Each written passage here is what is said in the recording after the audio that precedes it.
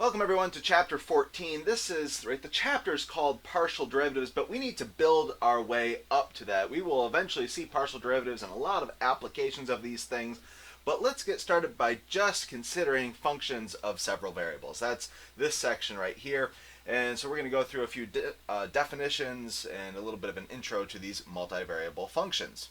So the claim is, this is a natural expansion of 12.6 when we did quadric surfaces, when everything was kind of a degree 2 polynomial, it had x's, it had y's, and that itself was an expansion of 12.5 back when we did planes. Now we want to talk, though, about arbitrary functions, They don't have to be planes, they don't have to be these quadric surfaces, but any old surface. So if we have a function f of two variables, well, this is going to be a rule that assigns to each ordered pair. So now we have x's and y's that we're inputting into this thing. In a set D, this is usually called the domain. I'll get there in a second. And the claim is a function needs to output a unique real number, and that's going to be denoted by f of x comma y. And like I said, the set D is the domain of f, and its range is the set of outputs, So the set of values that f takes on, that is the set of f of xy, These are real numbers, where xy is in the domain. All right. We often write this as z equals, a function of x's and y's, similar to back in the day when we did y equals f of x. But now we have two independent variables, X and Y are both independent variables, and now Z would be the dependent variable in this case. I'm again getting ahead of myself. Dependent variables, and Z is the dependent variable. All right, now I'm all caught up, And then a graph in two independent variables is graphed in space, That is, the graph of f is the set of all points, those are x, y's, and z's in space, R3, such that z is equal to this function of x and y, wherever x and y is in the domain of that function. All right, so these are kind of the boring definitions that we need to be able to start doing examples like this. So consider the function the square root of 16 minus x squared minus y squared. I'd like to sketch the domain. Then I'd like to be able to graph this thing using traces, Back from this 12.6 idea, we had traces.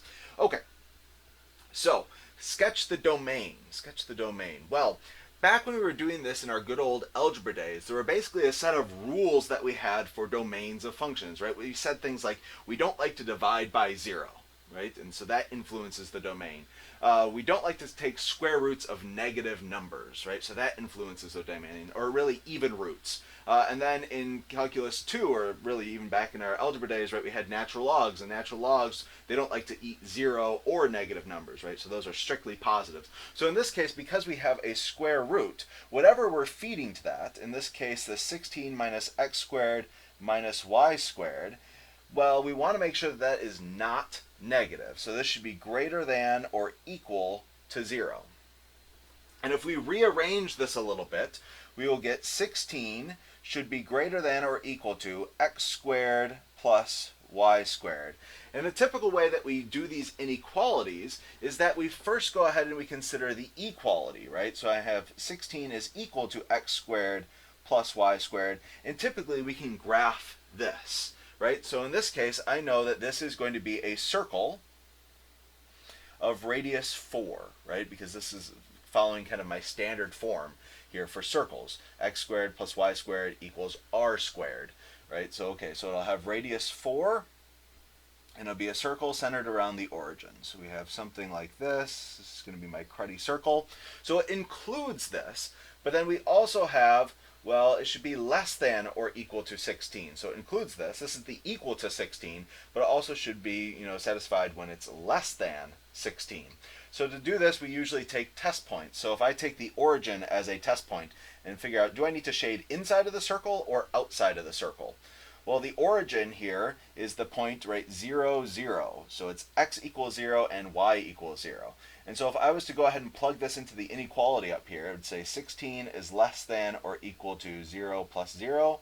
So is 16 greater than or equal to 0? Yes, absolutely. So we need to shade this inside. This is in the domain right here. This is part of the domain.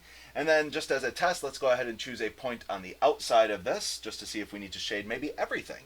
So, okay, this is the point here 4, 0. So let's do this one over here. This is going to be 5, 0, right? Because this is a circle of radius 4. So if I go to 5, this should be outside of the circle. Okay, so 16 is less than or equal to, so the x value squared, that's going to be 25. The y value squared, that's going to be 0. Add those together. So is 16 greater than or equal to 25? Absolutely not. So we should not shade this outside bit. So this is saying the domain is inside of this circle of radius 4. So, okay, we did the first bit. Sketch the domain of f, check. Now I would like to be able to graph this using traces. Z equals 0, x equals 0, and y equals 0.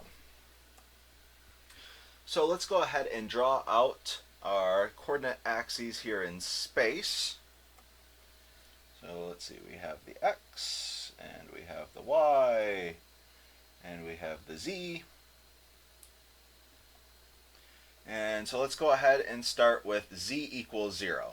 Okay, so when z equals 0, that's the function, right? So usually we say f of x, y is equal to z, as we have up here. So if that's equal to 0, we have 0 is equal to, oops, I forgot my square root. Erase. Square root of 16 minus x squared minus y squared. So if I square both sides, I'll get 0 is equal to 16 minus x squared minus y squared. And I can rearrange to get that 16 is equal to x squared plus y squared.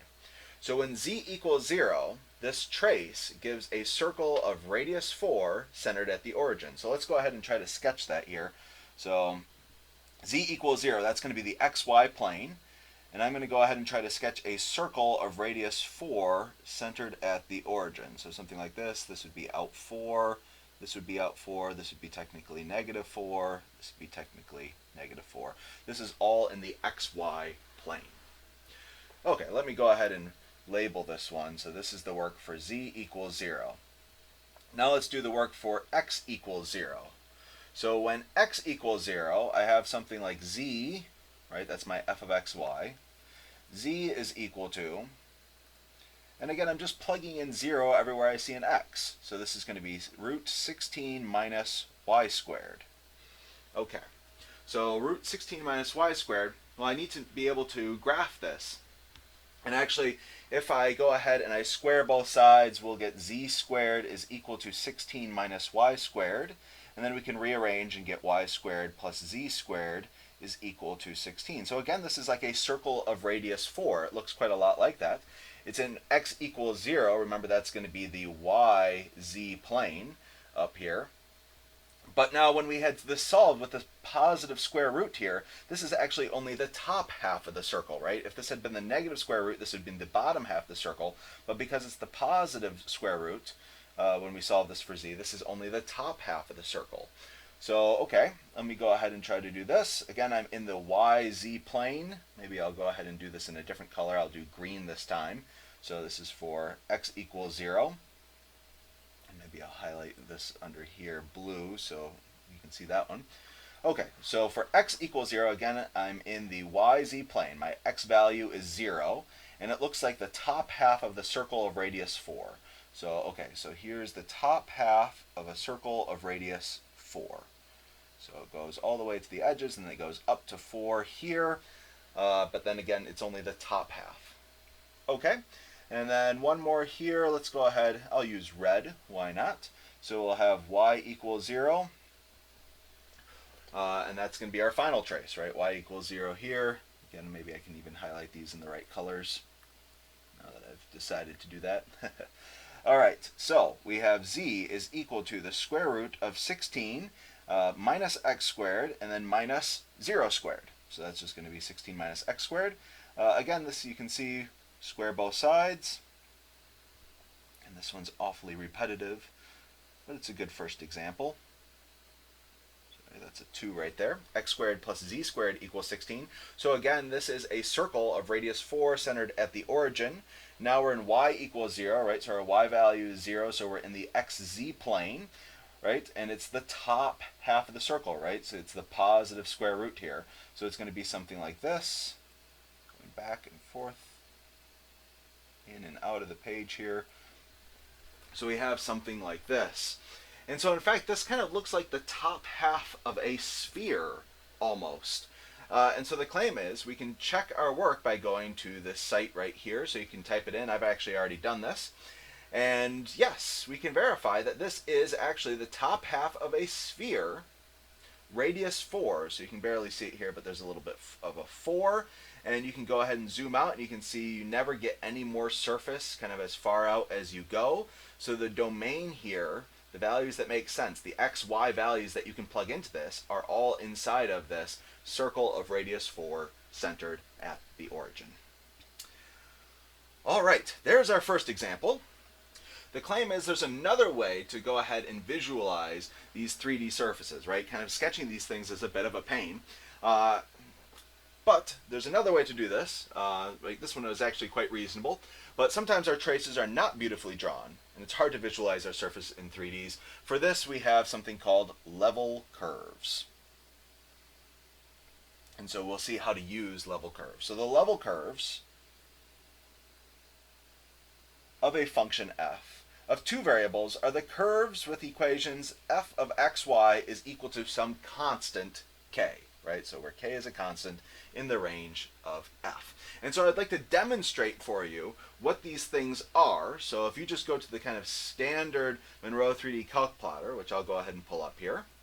And before actually I go, let me mention that level curves are sometimes called contour plots. So that's actually how the Monroe 3D calc plotter refers to them. So if I go to kind of the standard Monroe 3D calc plotter, you get a nice picture like this, a very interesting surface, right? This is a very nice surface here. And there's actually a button right over here that if you hover over it, right, it says draw contour plot, right? So I'm going to go ahead and click that here, and it has some options. So it says what is our first level? This is saying what is our first k value? How many of these things would you like? So this is determined by the step size. And then the number of contours. All right, so with these things already entered, I'm going to be happy with this kind of standard one right here. It shows you these are the different c values. Those are going to be our k values. Sorry for the slight change in notation, but these are the constant values. So it's going to do -1, -0.8, -0.6, all the way up to 1. And we can do it in red, that's fine. And let's go ahead and create the plot. So this is the contour plot right here. You can see that this 3D surface is now mapped into a two-dimensional picture, and you can see that it just specifies the height. So this curve right here is all the places where it's height 1. And for instance, this curve right here is all the places where it's 0.8, and then you have 0.6, and then you have 0.4. This is like a topographical map that you might see of some terrain. Like for instance, if I go over here, right? So these are the contour lines, right? Contour lines of a topographic map. We're doing the same thing here, but with more kind of reasonable surfaces. And so you can see down here we have the z values, right? Are all kind of small, -1, -0.8, -0.6, and then they go up, and then these get bigger, right? So here's 1. And here's 1. And another cool thing that you can do with this, right, is if you actually click and drag a little bit, it goes ahead and it maps those contour lines, level curves, back onto the surface itself. So you can actually see, well, this is what this contour map is giving us. So this is a way to visualize a 3D structure here in just 2 dimensions by basically graphing these level curves and then specifying what is the height at that level curve. All right, so as you can see, computers are pretty good at this thing. We would like to be able to do this by hand, right? So I would like to be able to sketch the level curves. I've specified a new function here, f of xy equals 1 over x squared plus y squared, and I've given us specific k values. And then I would like to be able to use these to attempt a sketch for the 3D version of the graph. So we're going to be able to try to do the same things by hand that calculators can do or computers can do. So let's go ahead and set it up and get going. The first one here is when k equals 1/9. So when k equals 1/9, we have 1 over x squared plus y squared is equal to 1/9. If I go ahead and do a little bit of cross multiplying here, I'm going to get 9 is equal to x squared plus y squared. So this is going to be a circle of radius 3 centered at the origin. You can see there's lots of circles in these examples. So let's go ahead, 1, 2, 3. And I'll do the same thing, 1, 2, 3 in this y direction. And so with our contour plot, I'm going to go ahead and try to draw a circle here. Already off to a not great start. A circle here, radius 3, centered at the origin. And then I'm going to specify, I'll do it in blue here, that this is where it's 1/9.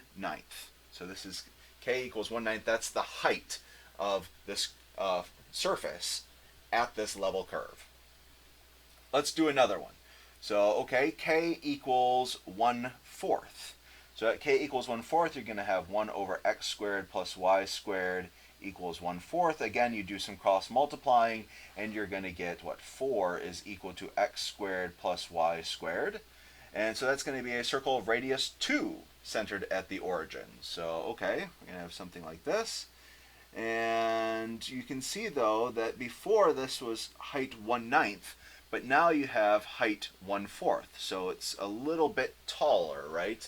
It has a bigger z value, 1/4. So it's growing a little bit.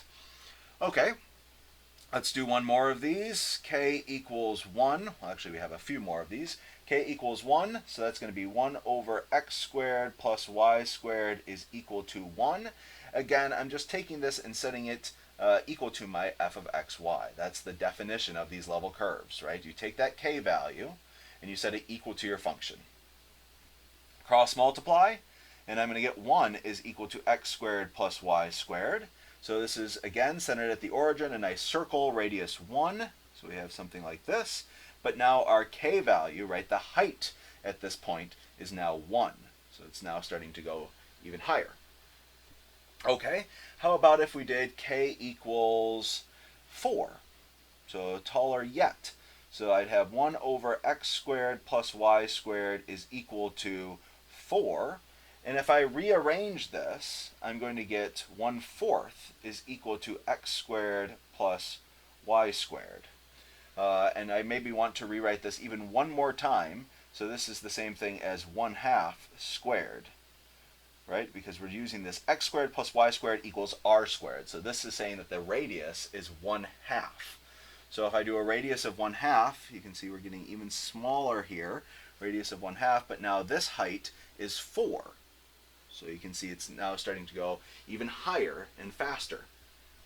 And one more, let's go ahead and do k equals 9. So when k equals 9, we're going to have 1 over x squared plus y squared is equal to 9. Do a little rearranging, and you're going to get 1/9 is equal to x squared plus y squared.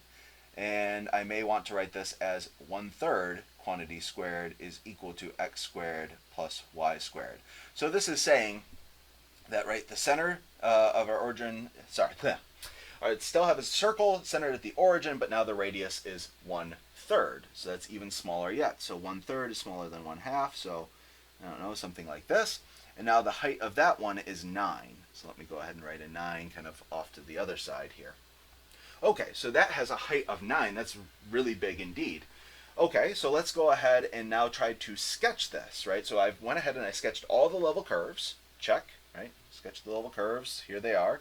Use this to attempt a sketch of the 3D version of the graph. All right, so let's go ahead and do that. So first off, the height is like 1/9. It's very close to the xy plane, right? That's where z is equal to 0. It's just a little bit above that. So just a little bit above that, but the radius is 3. So let me go ahead and maybe draw out here. Here's 1, 2, 3, 1, 2, 3. So the radius is close to this. It's just hovering just a little bit above this xy plane. So I'm going to go ahead and try my best to sketch this out. something like this. Okay, then the next one is radius 2, and it's a little bit higher yet. So radius 2, a little bit higher yet. So maybe something like this. And then, okay, the next one's radius 1, and it's at height 1. So maybe height 1 is up here, right? So it's getting even higher yet, but a smaller radius. So something like that maybe. Next one takes a big jump up, right? We go up to 4. 1, 2, 3, 4, maybe up here. And this has a radius of 1/2, so smaller yet. Something like that. And then the next one is at 9, way up here. 4, 5, 6, 7, 8, 9, something like this, and the radius is even smaller. So if I was to try to connect all these things, right, I would say it looks something maybe like this, almost like a funnel or a black hole or something. So I would guess that it looks something like that. Let's go ahead and check really quick using the Monroe 3D Calc Plotter. So I'm going to go ahead and reset this. And now I'm going to graph z equals 1 over x squared plus y squared. Go ahead and hit enter. And yeah, we can actually see that this is a pretty good picture here. Maybe as I zoom out, you can see it gets a little bit less precise. But yeah, there's kind of this funnel going up here at the near the origin, right here at 0, 0. It seems to get bigger and bigger and bigger. And then as it goes out, right, it kind of shallows out. So in fact, I think our picture was actually pretty good. We could ask also what was the domain of this function, and right, so the only thing that we would have to worry about here is that we don't like to divide by 0, right? There's no square roots, there's no natural logs, anything like this, so we'd say we don't like to divide by 0, and that only happens, right, because both of these are being squared, if both of them were equal to 0. So if both of them were equal to 0, we can see back in our picture, well, there's not a point at x equals 0 and y equals 0. It kind of does almost like an asymptote sort of thing, right? So an asymptote sort of thing, it kind of goes bigger and bigger and bigger, but there's not actually a value there at 0, 0. Again, sort of like an asymptote. All right, so that's how we can use level curves to visualize 3D surfaces. Okay, and the claim is we could do this all again, right, for 3 independent variables. And when you do that, right, so here's the definition for a function of 3 independent variables. You may think about like temperature in this room, right? Technically, there's some variation in the temperature. So if I choose an x, y, and a z point, maybe the function outputs the temperature at that point. Then you could also talk about not just level curves, but level surfaces, right? Where the fyz is equal to some constant k. So right, where this function, maybe you map all the places that have a constant temperature, maybe 70 degrees Fahrenheit or something like this.